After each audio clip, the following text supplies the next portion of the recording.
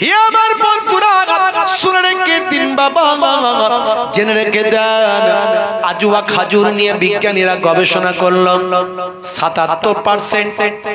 ভাই আমার দোস্ত আমার, 77% বাবা কার্বন ডাই অক্সাইড, আর 63% সেখানে পেল ভাই আমার 63 মিলিগ্রাম ভাই আমার ক্যালসিয়াম। হে তরুণ যুবকেরা, আয়রন পেল আয়রন। এভাবে এত উপাদান, vitamin C, vitamin A, vitamin ভাই আমার বিভিন্ন ভিটামিনের কোয়ালিটি, এই এত কিছু একটা খাজুরের মধ্যে তারা পেল। এই খাজুরের মধ্যে তারা পেয়ে তারা অবাক হয়ে গেল। আজুয়া খাজুর নিয়ে গবেষণা করলো। তারপর তারা দেখা গেল ভাই আমার, তারা রিসার্চ করছে যে আজুয়া খাজুর যদি নিয়মিত ভাবে খাওয়া হয়, হার্টের পেশেন্টের হার্টের উপকার হয়, এমন কোন রোগ না হয়। পৃথিবীর বুকে এমন অনেক অসুখ, যে অসুখগুলো নিয়মিত আজুয়া খাজুর খাওয়ার কারণে সুস্থ হতে পারে। 1450 বছর আগে আল্লাহর নবী হার্টের পেশেন্ট ভাই আমার বুকে অসুস্থতার কারণে সাহাবীকে আজুয়া খাজুর খাওয়া আমার পরামর্শ দিয়েছিলেন।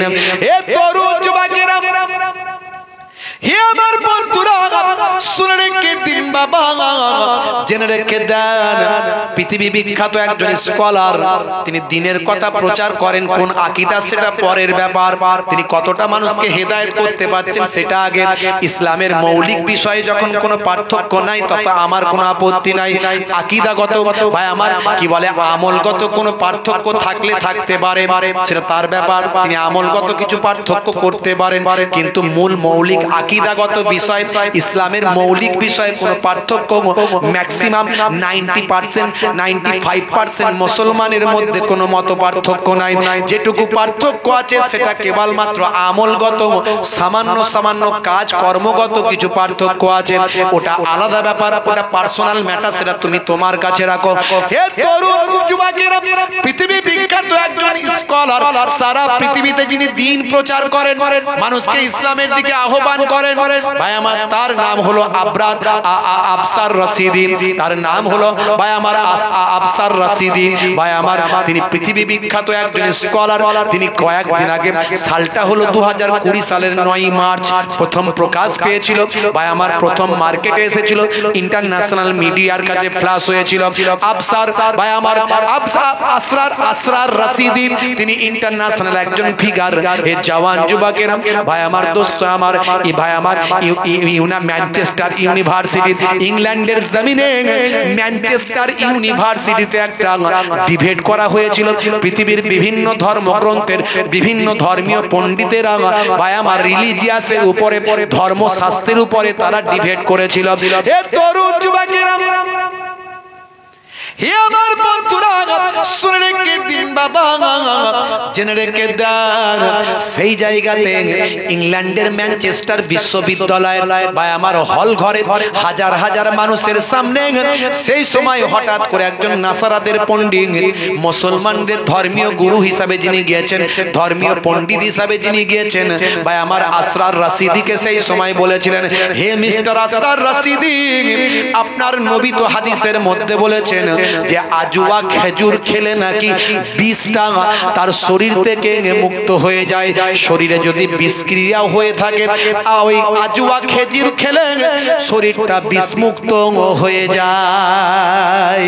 এমন কথা শোনার সঙ্গে সঙ্গে কঠিন চ্যালেঞ্জের মুখে পড়ে মিস্টার জনাব ভাই আমার, জনাব আসরার রাশিদি, সেই সময় সামনে ভাই আমার ওখানে কোথাও একটা ছিল ইঁদুর মারা বিষ। বললেন, ওই ইঁদুর মারা বিষটা আমাকে দাও, র্যাড বমের যে বিষটা, ওই বিষটা লিকুইডটা আমাকে দাও। সেই সময় হঠাৎ করে তিনি লিকুইডটা নিলেন। কেউ কিছু বুঝে ওঠার আগে তিনি ওই লিকুইডটা মুখে ভরে দিলেন, খেয়ে নিলেন। বেশ কিছুটা খেয়ে নেওয়ার পরে তিনি ভাই আমার আজুয়া খাজুর খেতে অভ্যস্ত ছিলেন। সঙ্গে তার আজুয়া খাজুর ছিল, কয়েক পিস আজুয়া খাজুর খেয়ে তিনি বললেন, দেখো আমি তোমাদের মাঝখানে বসে থাকবো, নবীর কথা সত্য, বিশ্ব নবীর কথা মহাসত্য, ধ্রুব সত্য। আমি আজুয়া খাজুর খাওয়ার পরেও বিষ আমার আমার কোনো ক্ষতি করতে পারবে না। হে তরুণ যুবকেরা, 2020 সালের 9 মার্চ ইন্টারন্যাশনাল নিউজে এই খবরটা প্রথম প্রকাশ পেয়েছিল। আল্লাহর নবী যা শিখিয়েছেন, যা বলেছেন, আপনার আমার উপকারের জন্য, ভালোর জন্য, আপনাকে আমাকে যাতে আমি আপনি জান্নাতে যেতে পারি তার জন্য। যা ইসলামে শেখানো হয়েছে সবের মধ্যে বিজ্ঞান বাস্তবতা আছে। আমি এগুলো অনেক বলেছি, অনেক আলোচনা করেছি, আজকাল বেশি আলোচনা নয়, খুব সংক্ষেপে বলি। ভাইরা আমার, এই আজুয়া খাজুর তৈরি হয়েছিল রাসূলের হাত ধরে। কোথায় না, হযরতে সালমান ফার্সি ইহুদি মালিকের আন্ডারে ভাই আমার বন্দী ছিলেন। মালিকের আন্ডারে তিনি কৃতদাস হিসাবে কাজ করছিলেন। ঈমান আনার পরে তিনি বললেন, আমাকে মুক্তি দাও, আমি রাসূলের খেদমতে থাকতে চাই, আমি দ্বীনের কাজ করতে চাই। ইহুদি দেখলো এত জড়াজড়ি করছে, এতবার বলছে, তো এমন একটা শর্ত দি যাতে করে এই শর্ত পূরণ করতে পারবে না আর সালমান ফার্সিকে আমাকে ছাড়তেও হবে না। সালমান ফার্সি কিন্তু একটা জমিদার বাড়ির সন্তান ছিল। তার পিতা ছিল একজন বিরাট বড় ধর্মযাজক, না ভাই আমার, একজন মাজুসি ব্যক্তি, মাজুসিদের ধর্মগুরু ছিলেন। তার বাড়ির সন্তান রাসূলকে পাওয়ার জন্য আজকে অন্যের বাড়ির গোলাম হয়েছেন। দেখুন ইসলাম পাওয়ার জন্য তারা কত ত্যাগ স্বীকার করেছে। আর আমরা ইসলাম পেয়েছি, নবী পেয়েছি, কোরআন পেয়েছি, আমরা নামাজ ঠিক মতো সবাই পড়ি না। আল্লাহ করে আপনারা বসিরহাট এলাকার মানুষ, আপনারা বসিরহাট আল্লামা হুজুরের কাছের মানুষ, আর ঘরে ঘরে আলেম ওলামা বড় বড় মাশাআল্লাহ আছে, আলেম ওলামা মুফতিরা আছে, হয়তো আপনারা তবু অনেকটা নামাজ কালাম বেশি বেশি করেন, কিন্তু এখনো এমন একটা পার্সেন্টেজ মানুষ ভাই আমার, মসজিদে গেলে দেখা যায় গ্রামের 95% লোক 5 ওয়াক্ত নামাজ পড়ে না। অথচ ইসলাম যা শিখিয়েছিল, রাসূল যা বলেছিল, আল্লাহর কথা বলেছিল।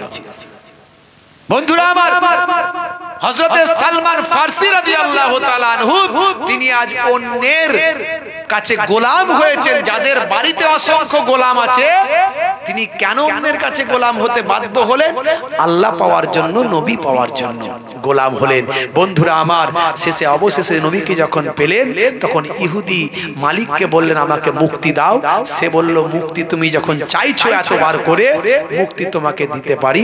তাহলে এক কাজ করতে হবে, তাহলে একটা কাজ করতে হবে। 600 দিরহাম ভাই আমার, 600 দিরহাম আমাকে দিতে হবে। আর 300 খানা খাজুরের গাছ লাগিয়ে দিয়ে ফল ধরিয়ে দেখিয়ে দিতে হবে। এই ফল ধরা পর্যন্ত আমি তোমাকে ছাড়বো না, ফল ধরে ফল আমি পাবো তবে তোমাকে মুক্তি দেব। তখন সালমান ফার্সি রাদিয়াল্লাহু তাআলা আনহু বললেন, টাকাটা তবু দেয়া যাবে, কিন্তু এই গাছ লাগিয়ে ফল ধরিয়ে একটা গাছও যেন বাদ না যায়। 300 খানা গাছের মধ্যে একটা মরে গেলে আবার একটাকে লাগিয়ে দিয়ে তাকেও ফল ধরাতে হবে, এ তো করা সম্ভব নয়। বুঝতে পারছি তুমি ছাড়তে চাও না। মনের দুঃখে নবীকে গিয়ে যখন শোনালেন, দয়ার নবী হযরতে আলী মুর্তজা কারামুল্লাহ ওয়াজহুকে নিয়ে বললেন, চলো আলী, আমি ওই ইহুদির বাগানে যাব। সালমান ফার্সিকে বললেন, চলো তুমি আমার সঙ্গে এসো। হে তরুণ যুবকেরা, হে আমার বন্ধুরা, শুনে রেখে দিন বাবা, জেনে রেখে দেন, বিশ্বনবী আপনাকে আমাকে কতটা ভালোবাসেন, নবীর সাহাবায়ে কেরামদের কতটা ভালোবাসেন, হযরতে সালমান ফার্সিকে কতটা ভালোবাসা দেখিয়েছেন। হে জওয়ান যুবকেরা, সেই সময় দয়ার নবী ইহুদির বাগানে গিয়ে বললেন। বলার পরে ইহুদি কি করল?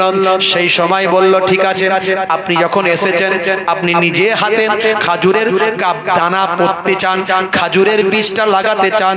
হে জওয়ান যুবকেরা, এক রাওয়ায়াতে পাওয়া যায় সেই সময় ইহুদি খাজুরের বীজগুলোকে পুড়িয়ে আল্লাহর নবীর হাতে দিয়েছিল, পোড়া বীজগুলোকে লাগাতে দিয়েছিল। তার মনে চিন্তা হয়েছিল, যদি বাই চান্স নবী বলে কথা গাছ হয়ে যায়, তাহলে তো সালমানকে ছাড়তে হবে, সালমান ফার্সিকে আমাকে ছাড়তে হবে। হে তরুণ যুবকেরা, তাই বীজগুলোকে পুড়িয়ে দেওয়া হয়েছিল। আল্লাহর নবী পোড়া বীজগুলো নিয়ে সেই সময় হযরত হযরতে আলী মুর্তজা কারামাল্লাহ ঝুঁকে বললেন, বাবা আলী তুমি গর্ত খুলে যাও আর আমি বীজগুলোকে লাগাতে থাকবো, বীজগুলোকে লাগিয়ে দেব, মাটি চাপা দেব। হে বাবা সালমান ফারসি তুমি পানি দিতে থাকবে, পেছন দিকে একবারও ঘুরে তুমি তাকাবে না। হে জওয়ান যুবকেরা, যতক্ষণ না পুরো কমপ্লিট হয় 300টা বীজ যতক্ষণ না লাগানো হয়, এইভাবে নবী আমার বীজ লাগাতে লাগাতে গেলেন। সালমান ফারসি পানিটা দিতে দিতে গেলেন। সেই সময় যখন শেষটা লাগানো হয়, পেছন দিকে তাকিয়ে দেখেন আল্লাহর কুদরতি ক্ষমতা, রাসূলের হাত ধরে আমার আল্লাহ কুদরতি শক্তিতে সালমান ফারসি ওই বাগানে খাজুর গাছ দাঁড় করিয়ে দিয়েছে। কুদরতি ক্ষমতায় আমার রাসূলের হাত ধরে ওই যে পোড়া বীজগুলো লাগানো হয়েছিল, সেই পোড়া বীজ থেকে আজকে কালো কালো খেজুর, পোড়া পোড়া খেজুর দেখলে মনে হবে পোড়ানো, আসলে ওটা আজওয়া খাজুর আমার রাসূলের হাত ধরে এসেছিল, আমার রাসূলের হাত ধরে তৈরি হয়েছিল আল্লাহর কুদরতি ক্ষমতায়। সেই থেকে আজকে আরবের শ্রেষ্ঠ খেজুর, পৃথিবীর শ্রেষ্ঠ খাজুর হিসাবে পরিচিত লাভ করেছে আজওয়া খেজুর। আমার বলার উদ্দেশ্য, সালমান ফারসি রাদিয়াল্লাহু তাআলা আনহুকে নবী কতটা ভালোবাসলেন, ইহুদির কবল থেকে বাঁচালেন। আমাকে আপনাকে কতটা ভালোবাসেন, যাতে আমি আপনি জাহান্নামে না যাই, যাতে আমি দুনিয়াতে শান্তি পাই। নবী আমার সব থিওরি সব কিছু বলে শিখিয়ে বুঝিয়ে দিয়ে গেলেন। হে মুসলমান, আমি আপনি রাসূলকে কতটা ভালোবাসলাম। আমরা বলি হ্যাঁ ভালোবাসি। যদি বলি ভালোবাসেন, বলবেন সবাই বলবেন হ্যাঁ ভালোবাসি। আর রাসূল কি বলছেন? মান হাব্বা সুন্নতি ফাকাদ আহাব্বানি ওয়া মান আহাব্বানি কানা মাই ফিল জান্নাহ। যে আমার সুন্নতকে ভালোবাসলো সেই তো আমাকে প্রকৃত ভালোবাসলো। আর যে আমাকে প্রকৃত ভালোবাসলো, আমার সুন্নতকে ভালোবাসলো, সে আমি রাসূলের সঙ্গে জান্নাতি হয়ে গেল। জোরে হবে না? যাদের ভিতরে সুন্নত পাওয়া যায় তারা কেউ পথহারা হয় না। রাসূলের পথে যারা চলে দুনিয়ায়, বাতিলের বাধা তারা মানে না। নিশীথ রজনীতে সেজদাতে যায়, হুসাইনি তাদের নিয়ে ভাবনাতে রয়। বিপদের মাঝে তারা যতই পড়ুক, বিপদের মাঝে তারা যতই পড়ুক, রাসূলের তরিকা ছাড়ে না। যাদের ভিতরে সুন্নত পাওয়া যায় তারা কেউ পথহারা হয় না। জোরে হবে না? বুকে হাত দিয়ে চিন্তা করুন তো, রাসূলের সুন্নত আমাদের মধ্যে আছে তো? রাসূল কত সুন্নত শিখিয়ে দিয়ে গেছেন। চেটে পুচে খাওয়া সুন্নত নবী বলেছেন, পায়ের গিরার উপরে পোশাক পরা পুরুষদের জন্য সুন্নত, বসে পানি পান করা সুন্নত, ডান দিকে কাত হয়ে ঘুমানো সুন্নত, পেচ্ছাপ করে পানি নিতে হবে। ভাই আমার এটা পবিত্র হতে হবে, রাসূলের সুন্নত দেখানো জিনিস। ভাই আমার পেচ্ছাপটা বসে করতে হবে, রাসূলের সুন্নত।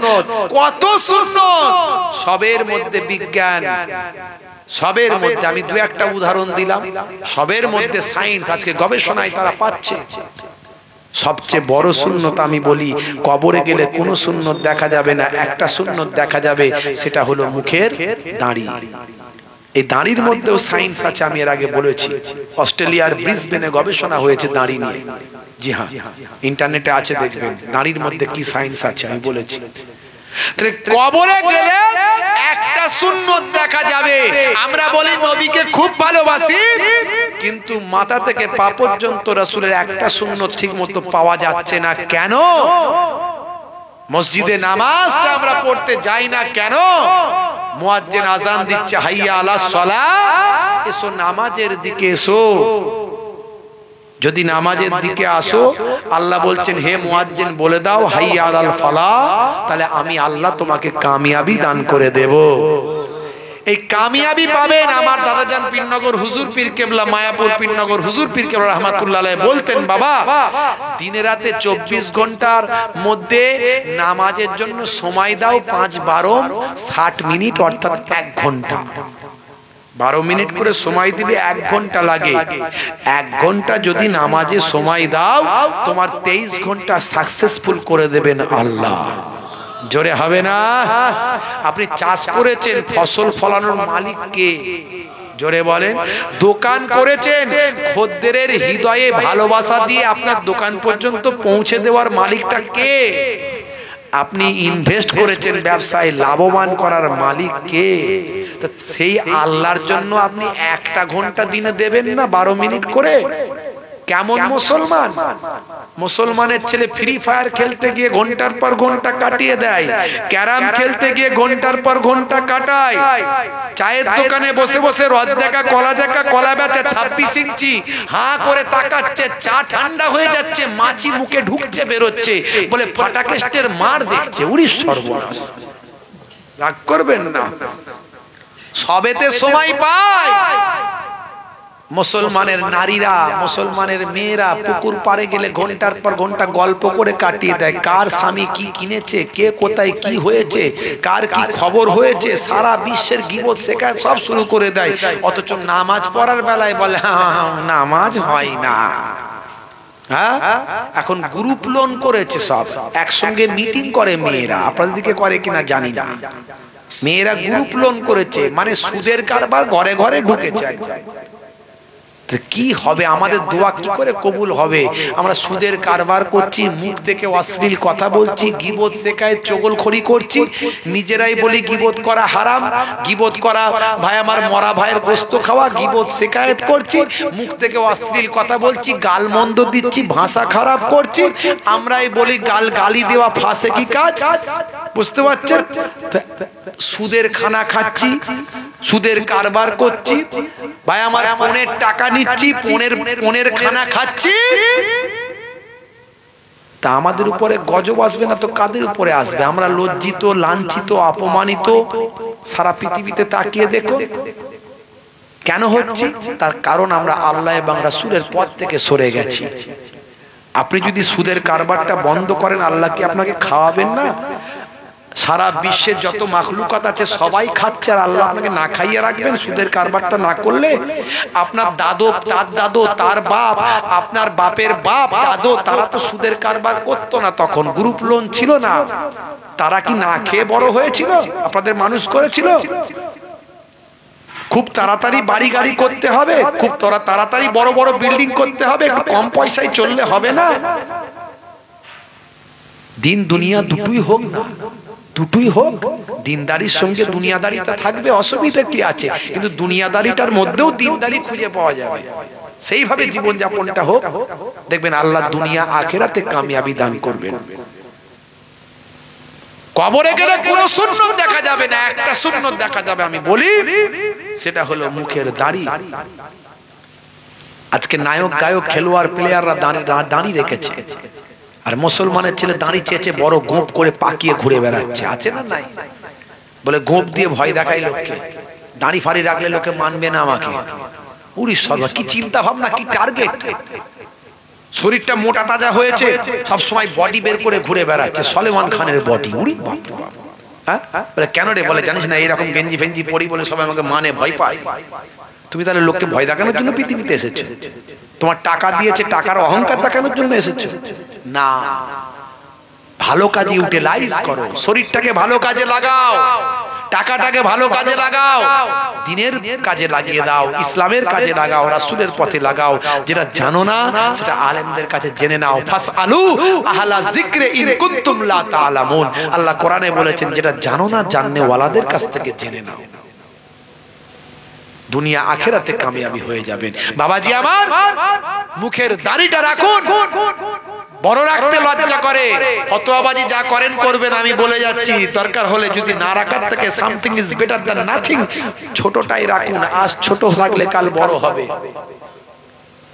নায়ক, গায়ক, খেলোয়াড়, প্লেয়াররা রেখেছে, তোমার রাখতে লজ্জা কিসের? এখন তো নারী ফ্যাশন দাড়ি, দাড়ি রাখলে সৌন্দর্য বাড়ে তারা বলছে, তাই তারা দাড়ি রেখেছে। লিওনেল মেসি, বিরাট কোহলি, উনি বাপরে কি খেলা খেলছে, উনি সর্বনাশ। দেখছেন না কালকে জলসা করছি, দুম করে বম বাজছে, সর্বনাশ, চমকে উঠেছে। কি হলো রে বাবু? জানেন না হুজুর, ভারতের সঙ্গে খেলা হচ্ছে, খেলায় কি রেজাল্ট হলো? বলছে হেরে গেছে। হেরে গেছে তো বম কেন পড়ছে? বলছে হুজুর কিনে ফেলেছে, কি করবে, ফাটাতে হচ্ছে। কিনে ফেলেছে, ফাটাতে হচ্ছে। আমি বলি কোনখানে বম মারতে হয় সেটাও জানে না। বমটা মারার জায়গাটা কোথায় কিনে ফেলেছে মানে বম মারতে হবে, তাহলে ভারতকে শ্রদ্ধা জানানো হলো না অশ্রদ্ধা করা হলো? কোনটা হলো? তার মানে তুমি ভারত হেরে গেছে খুশি হয়ে গেলে নাকি? নাউজুবিল্লাহ। আমার দেশ সবসময় এগিয়ে গেলে, আমি খেলার কথা বলছি না, আদার সবকিছুতে, এভরিথিং অলওয়েজ সবকিছুতে আমার দেশ এগিয়ে যাবে, আমি খুশি হব, এটাই হলো ঈমান। হুব্বুল ওয়াতানি মিনাল ঈমান, দেশপ্রেম হলো ঈমানের অঙ্গ। বিরাট কোহলি খেলছে, বিরাট খুশি, উড়ির সর্বনাশ। 16 থেকে 46 সবার মুখে হাসি। বিরাট কোহলি মারছে, ছক্কা দিচ্ছে, তাই এরা হাসছে আর আনন্দ করছে। ভাই সবাই টিভির কাছে গিয়ে বসে যায়, ওরে বাপ রে বাপ কি খেলা খেলছে রে ভাই। বলছে সর্বনাশ করেছে, হেরে গেল। 10টা ম্যাচ এত ভালো খেললো আর ফাইনালে উঠে হেরে গেল। নিশ্চয়ই কোনো কুপয়া ওখানে ছিল। আমি খুঁজে বের করো কে ছিল, খুঁজে বের করো কে কুপয়াটা ছিল, খুঁজে বের করো কেন হারলো।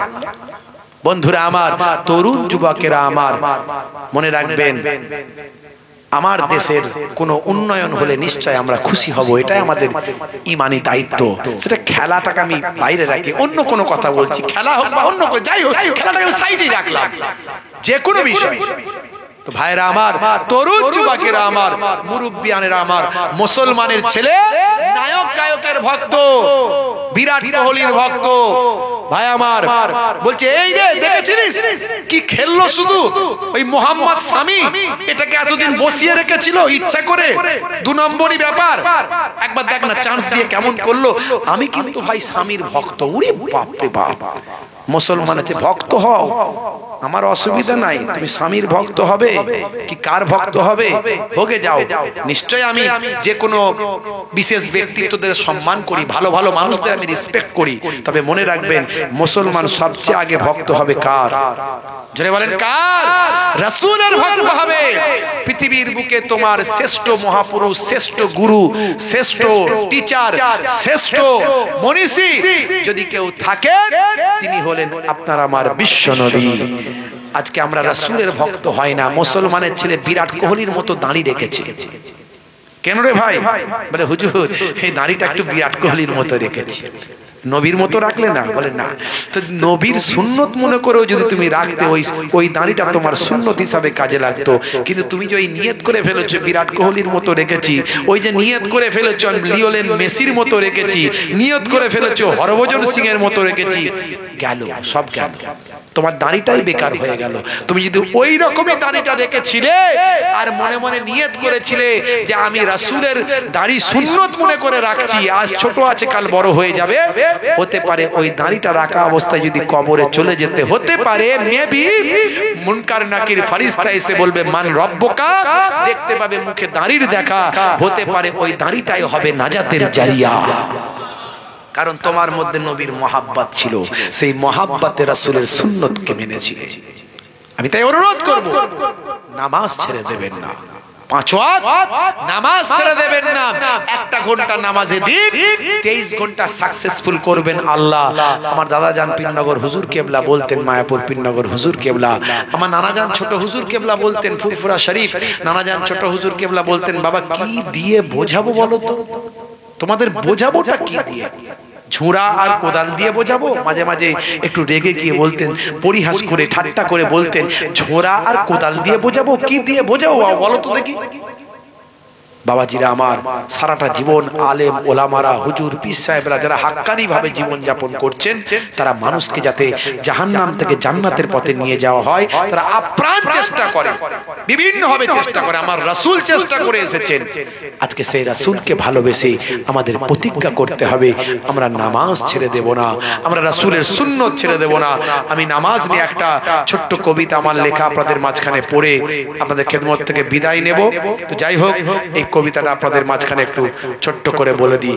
এই নামাজ দেখুন, আমরা নামাজের উদাহরণ দিই যে কাজ করি, নামাজ কেমন করে পড়বো?